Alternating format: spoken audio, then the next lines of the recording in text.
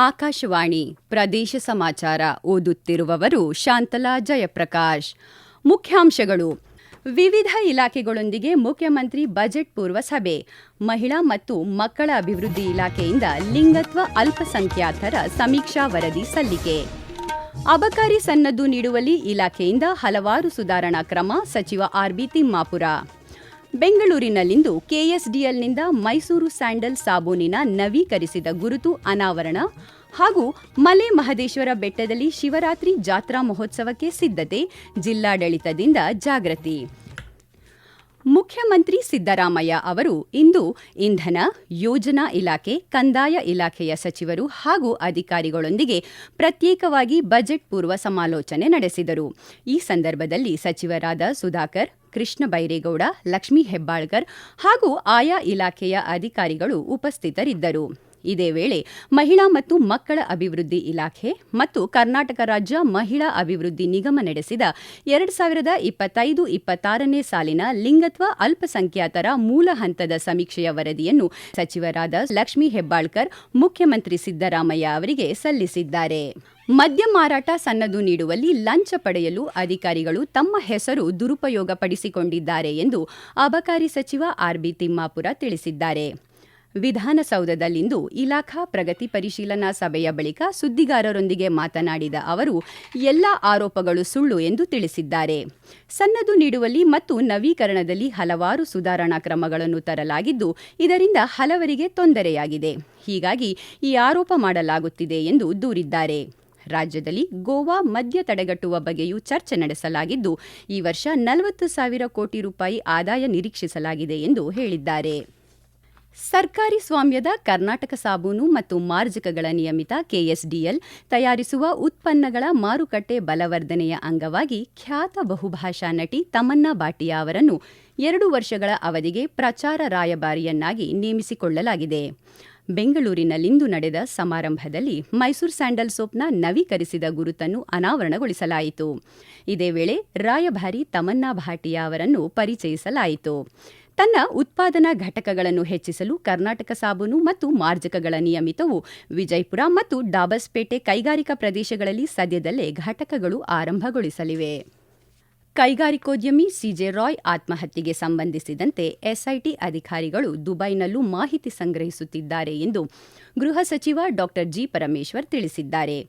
ಬೆಂಗಳೂರಿನಲ್ಲಿಂದು ಸುದ್ದಿಗಾರರೊಂದಿಗೆ ಮಾತನಾಡಿದ ಅವರು, ಆದಾಯ ತೆರಿಗೆ ಅಧಿಕಾರಿಗಳ ವಿಚಾರಣೆಯನ್ನು ವಿಶೇಷ ತನಿಖಾ ತಂಡದ ವಿವೇಚನೆಗೆ ಬಿಡಲಾಗಿದೆ ಎಂದು ಹೇಳಿದ್ದಾರೆ. ಸಿಜೆ ರಾಯ್ ಯಾವುದೇ ಆತ್ಮಹತ್ಯೆ ಪತ್ರ ಬರೆದಿಲ್ಲ. ಪೊಲೀಸರು ಅವರ ಡೈರಿ ಮತ್ತು ಇತರ ವಸ್ತುಗಳನ್ನು ವಶಪಡಿಸಿಕೊಂಡಿದ್ದಾರೆ ಎಂದು ತಿಳಿಸಿದ್ದಾರೆ. ಬೇಸಿಗೆಯಲ್ಲಿ ಮೈಸೂರು ಜಿಲ್ಲೆಯಲ್ಲಿ ಕುಡಿಯುವ ನೀರಿನ ಕೊರತೆ ಆಗದಂತೆ ಅಗತ್ಯ ಮುನ್ನೆಚ್ಚರಿಕೆ ಕ್ರಮಗಳನ್ನು ಕೈಗೊಳ್ಳುವಂತೆ ಜಿಲ್ಲಾಧಿಕಾರಿ ಜಿ. ಲಕ್ಷ್ಮೀಕಾಂತ್ ರೆಡ್ಡಿ ಅವರು ಅಧಿಕಾರಿಗಳಿಗೆ ಸೂಚನೆ ನೀಡಿದ್ದಾರೆ. ಜಿಲ್ಲಾ ವಿಪತ್ತು ನಿರ್ವಹಣಾ ಪ್ರಾಧಿಕಾರದ ಸಭೆಯಲ್ಲಿ ಕೆಆರ್ಎಸ್, ಕಬಿನಿ ಅಣೆಕಟ್ಟುಗಳಲ್ಲಿ ಇರುವ ನೀರಿನ ಲಭ್ಯತೆಯ ಮಾಹಿತಿಯನ್ನು ಪಡೆದ ಅವರು, ಜೂನ್ ಅಂತ್ಯದವರೆಗೆ ಅಣೆಕಟ್ಟುಗಳಲ್ಲಿ ಇರುವ ನೀರಿನ ಪ್ರಮಾಣ ಸಾಕಾಗಲಿದೆ. ಕಬಿನಿಯಿಂದ ಚಾನೆಲ್ ಮೂಲಕ ನೀರನ್ನು ಕಾಲಕಾಲಕ್ಕೆ ಹರಿಸಿ ಕುಡಿಯುವ ನೀರನ್ನು ಪೂರೈಸುವಂತೆ ಕಬಿನಿ ನೀರಾವರಿ ನಿಗಮದ ಅಧಿಕಾರಿಗಳಿಗೆ ಸೂಚನೆ ನೀಡಿದ್ದಾರೆ.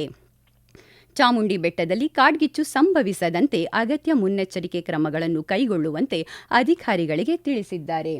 ಪ್ರದೇಶ ಸಮಾಚಾರ ಕೇಳುತ್ತಿದ್ದೀರಿ.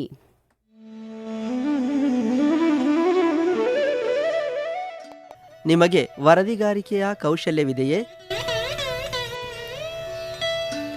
ನೀವು ಸುದ್ದಿಯ ವಾಸನೆ ಗ್ರಹಿಸಬಲ್ಲಿರಾ? ಹಾಗಿದ್ದರೆ ಆಕಾಶವಾಣಿಯ ಪ್ರಾದೇಶಿಕ ಸುದ್ದಿ ವಿಭಾಗಕ್ಕೆ ಸೇರಿಕೊಳ್ಳುವ ಅವಕಾಶ ಇಲ್ಲಿದೆ. ಆಕಾಶವಾಣಿ ರಾಯಚೂರು ಮತ್ತು ಚಿತ್ರದುರ್ಗ ಜಿಲ್ಲೆಗಳ ಅರೆಕಾಲಿಕ ವರದಿಗಾರರ ಹುದ್ದೆಗಳ ಆಯ್ಕೆಗಾಗಿ ಅರ್ಜಿಗಳನ್ನು ಆಹ್ವಾನಿಸಿದೆ.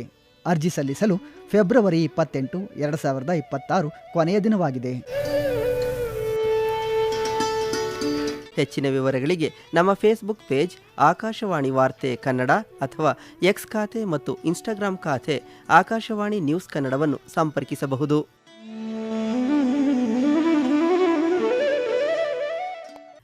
ಚಾಮರಾಜನಗರದ ಮಲೆ ಮಹದೇಶ್ವರ ಬೆಟ್ಟದಲ್ಲಿ 5 ದಿನಗಳ ಕಾಲ ನಡೆಯಲಿರುವ ಮಹಾಶಿವರಾತ್ರಿ ಜಾತ್ರಾ ಮಹೋತ್ಸವಕ್ಕೆ ರಾಮನಗರ, ಚನ್ನಪಟ್ಟಣ, ಮಾಗಡಿ, ಬೆಂಗಳೂರು ಭಾಗದಿಂದ ಸಹಸ್ರಾರು ಮಂದಿ ಭಕ್ತರು ಪಾದಯಾತ್ರೆ ಮೂಲಕ ಕಾವೇರಿ ನದಿ ದಾಟಿ ಆಗಮಿಸುತ್ತಿದ್ದಾರೆ. ಪಾದಯಾತ್ರೆ ಮಾಡುವ ಭಕ್ತರು ಅಗತ್ಯ ಸುರಕ್ಷತಾ ಕ್ರಮಗಳನ್ನು ಪಾಲನೆ ಮಾಡಬೇಕು. ಚಿನ್ನಾಭರಣ ಸೇರಿದಂತೆ ಬೆಲೆ ಬಾಳುವ ವಸ್ತುಗಳ ಬಗ್ಗೆ ನಿಗಾ ವಹಿಸಬೇಕು.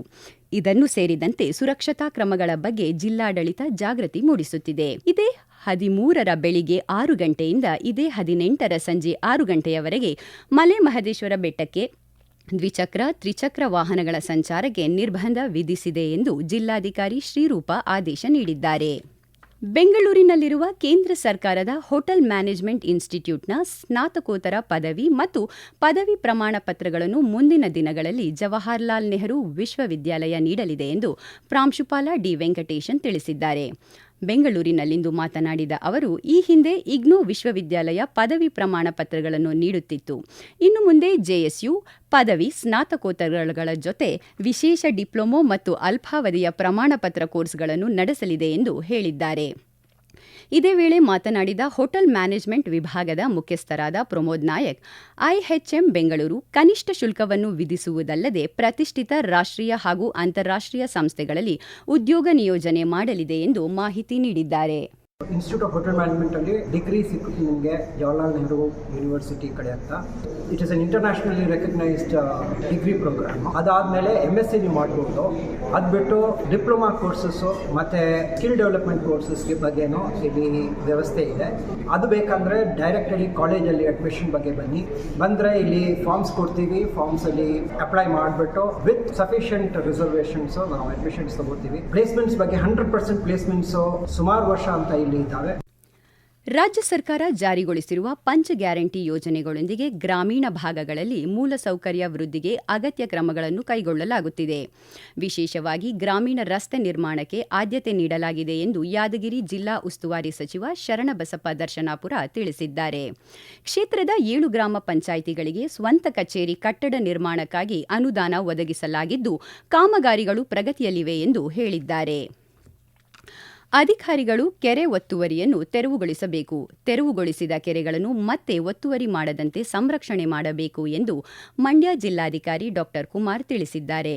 ಮಂಡ್ಯ ಜಿಲ್ಲೆಯಲ್ಲಿ ಕೆರೆಗಳ ಒತ್ತುವರಿ ತೆರವುಗೊಳಿಸುವ ಸಂಬಂಧ ನಡೆದ ಸಭೆಯಲ್ಲಿ ಇದುವರೆಗೆ ಸುಮಾರು 245 ಕೆರೆಗಳ ಒತ್ತುವರಿ ತೆರವುಗೊಳಿಸಲಾಗಿದೆ. 203 ಕೆರೆಗಳ ತೆರವು ಬಾಕಿ ಉಳಿದಿದ್ದು, ತಕ್ಷಣವೇ ತೆರವುಗೊಳಿಸಿ ವರದಿ ನೀಡುವಂತೆ ಸಂಬಂಧಪಟ್ಟ ಇಲಾಖೆಗಳಿಗೆ ಸೂಚಿಸಿದ್ದಾರೆ. ತೆರವುಗೊಳಿಸಿದ ಕೆರೆಗಳ ಸುತ್ತ ಕಂದಕ ನಿರ್ಮಿಸಿ ನಾಮಫಲಕಗಳನ್ನು ಅಳವಡಿಸುವ ಮೂಲಕ ಮರು ಒತ್ತುವರಿಯಾಗದಂತೆ ನೋಡಿಕೊಳ್ಳಬೇಕು ಎಂದು ನಿರ್ದೇಶನ ನೀಡಿದ್ದಾರೆ. ಸುರಕ್ಷಿತವಾಗಿ ಬ್ಯಾಂಕಿಂಗ್ ವ್ಯವಹಾರಗಳನ್ನು ನಡೆಸುವ ಬಗ್ಗೆ ಮತ್ತು ಹಣಕಾಸು ಸಾಕ್ಷರತೆ ಹಾಗೂ ಕೆವೈಸಿ ಕುರಿತು ಜಿಲ್ಲೆಯಾದ್ಯಂತ ಹೆಚ್ಚಿನ ಸಂಖ್ಯೆಯ ಸಾರ್ವಜನಿಕ ಜಾಗೃತಿ ಮತ್ತು ಅರಿವು ಕಾರ್ಯಕ್ರಮಗಳನ್ನು ಆಯೋಜಿಸುವಂತೆ ಲೀಡ್ ಬ್ಯಾಂಕ್ ಅಧಿಕಾರಿಗಳಿಗೆ ಉತ್ತರ ಕನ್ನಡ ಜಿಲ್ಲಾ ಪಂಚಾಯತ್ ಮುಖ್ಯ ಕಾರ್ಯನಿರ್ವಹಣಾಧಿಕಾರಿ ಡಾ. ದಿಲೀಪ್ ಶಶಿ ಸೂಚಿಸಿದ್ದಾರೆ. ಕಾರವಾರದ ಜಿಲ್ಲಾ ಪಂಚಾಯತ್ ಸಭಾಂಗಣದಲ್ಲಿ ಫೆಬ್ರವರಿ 9ರಿಂದ 13ರವರೆಗೆ ನಡೆಯುವ ಹಣಕಾಸು ಸಾಕ್ಷರತಾ ಸಪ್ತಾಹ ಕಾರ್ಯಕ್ರಮದ ಕುರಿತು ಭಿತ್ತಿಪತ್ರಗಳನ್ನು ಬಿಡುಗಡೆ ಮಾಡಿ ಮಾತನಾಡಿದ ಅವರು, ಪದವಿ ಪೂರ್ವ ಮತ್ತು ಪದವಿ ಕಾಲೇಜುಗಳ ವಿದ್ಯಾರ್ಥಿಗಳಿಗೆ ಮತ್ತು ಸಾರ್ವಜನಿಕರಿಗೆ ಆನ್ಲೈನ್ ವಂಚನೆಗಳ ಕುರಿತು ಜಾಗೃತಿ ಕಾರ್ಯಕ್ರಮಗಳನ್ನು ಆಯೋಜಿಸಬೇಕು ಎಂದು ತಿಳಿಸಿದ್ದಾರೆ. ಇದೇ 13ರಿಂದ 3 ದಿನಗಳ ಕಾಲ ಹಂಪಿ ಉತ್ಸವ ನಡೆಯಲಿದೆ. ಈ ಹಿನ್ನೆಲೆಯಲ್ಲಿ ಶಿಲ್ಪಕಲಾ ಶಿಬಿರ ಮತ್ತು ಚಿತ್ರಕಲಾ ಶಿಬಿರಗಳು ಜರುಗಿದ್ದು, ಇಂದು ಹೊಸಪೇಟೆಯ ಜಿಲ್ಲಾಧಿಕಾರಿಗಳ ಕಚೇರಿಯಿಂದ ಹಂಪಿಯ ವಿರೂಪಾಕ್ಷೇಶ್ವರ ದೇವಸ್ಥಾನದವರೆಗೆ ಬೈಕ್ ರ್ಯಾಲಿ ಹಮ್ಮಿಕೊಳ್ಳಲಾಗಿದೆ. ಕೊನೆಯಲ್ಲಿ ಮತ್ತೊಮ್ಮೆ ಮುಖ್ಯಾಂಶಗಳು. ವಿವಿಧ ಇಲಾಖೆಗಳೊಂದಿಗೆ ಮುಖ್ಯಮಂತ್ರಿ ಬಜೆಟ್ ಪೂರ್ವ ಸಭೆ. ಮಹಿಳಾ ಮತ್ತು ಮಕ್ಕಳ ಅಭಿವೃದ್ಧಿ ಇಲಾಖೆಯಿಂದ ಲಿಂಗತ್ವ ಅಲ್ಪಸಂಖ್ಯಾತರ ಸಮೀಕ್ಷಾ ವರದಿ ಸಲ್ಲಿಕೆ. ಅಬಕಾರಿ ಸನ್ನದ್ದು ನೀಡುವಲ್ಲಿ ಇಲಾಖೆಯಿಂದ ಹಲವಾರು ಸುಧಾರಣಾ ಕ್ರಮ. ಸಚಿವ ಆರ್ಬಿ ತಿಮ್ಮಾಪುರ. ಬೆಂಗಳೂರಿನಲ್ಲಿಂದು ಕೆಎಸ್ಡಿಎಲ್ನಿಂದ ಮೈಸೂರು ಸ್ಯಾಂಡಲ್ ಸಾಬೂನಿನ ನವೀಕರಿಸಿದ ಗುರುತು ಅನಾವರಣ ಹಾಗೂ ಮಲೆ ಮಹದೇಶ್ವರ ಬೆಟ್ಟದಲ್ಲಿ ಶಿವರಾತ್ರಿ ಜಾತ್ರಾ ಮಹೋತ್ಸವಕ್ಕೆ ಸಿದ್ಧತೆ. ಜಿಲ್ಲಾಡಳಿತದಿಂದ ಜಾಗೃತಿ. ಇಲ್ಲಿಗೆ ಪ್ರದೇಶ ಸಮಾಚಾರ ಮುಗಿಯಿತು. ನಮ್ಮ ಮುಂದಿನ ವಾರ್ತಾ ಪ್ರಸಾರ ಸಂಜೆ 7:35ಕ್ಕೆ.